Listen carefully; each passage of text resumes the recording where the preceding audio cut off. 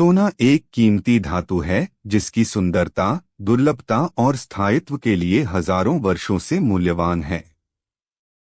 ये विशेषताएं इसे गहनों, सिक्कों और अन्य सजावटी वस्तुओं के लिए एक आकर्षक विकल्प बनाती हैं। लेकिन सोना इतना महंगा क्यों है? इसका एक मुख्य कारण यह है कि यह एक दुर्लभ संसाधन है।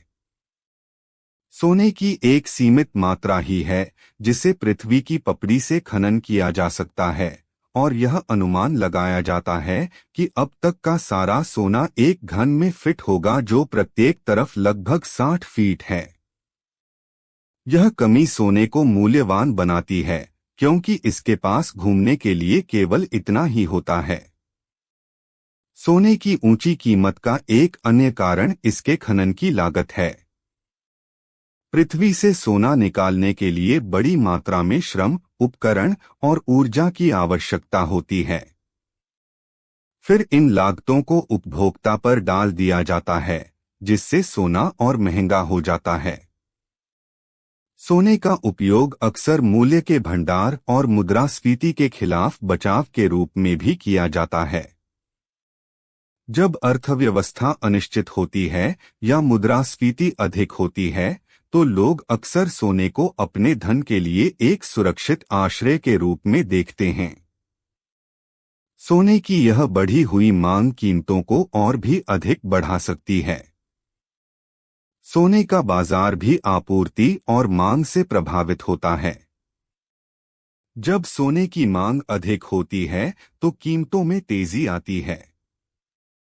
इसके विपरीत जब मांग कम होती है तो कीमतों में गिरावट आती है। वैश्विक अर्थव्यवस्था और राजनीतिक अस्थिरता भी सोने की कीमत को प्रभावित कर सकती है। उदाहरण के लिए, एक मजबूत अर्थव्यवस्था से सोने की मांग में वृद्धि हो सकती है, जबकि मंदी के कारण मांग में कमी आ सकती है।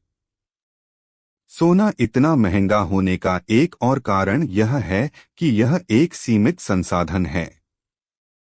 तेल या अन्य प्राकृतिक संसाधनों के विपरीत, सोना एक बार खनन और उपयोग किए जाने के बाद बदला नहीं जा सकता। यह इसे अद्वितीय और मूल्यवान बनाता है। जैसे जैसे सोने की मांग बढ़ती है, सीमित आपूर्ति कीमतों को बढ़ाती है।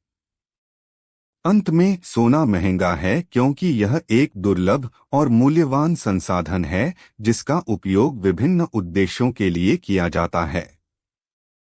खनन सोने की लागत, इसका उपयोग मूल्य के भंडार के रूप में और मुद्रास्फीति के खिलाफ बचाव और बाजार की आपूर्ति और मांग सभी इसकी उच्च कीमत में योगदान करते हैं। यह एक परिमित संसाधन भी है, जिसका अर्थ है कि इसका मूल्य समय के साथ ही बढ़ेगा।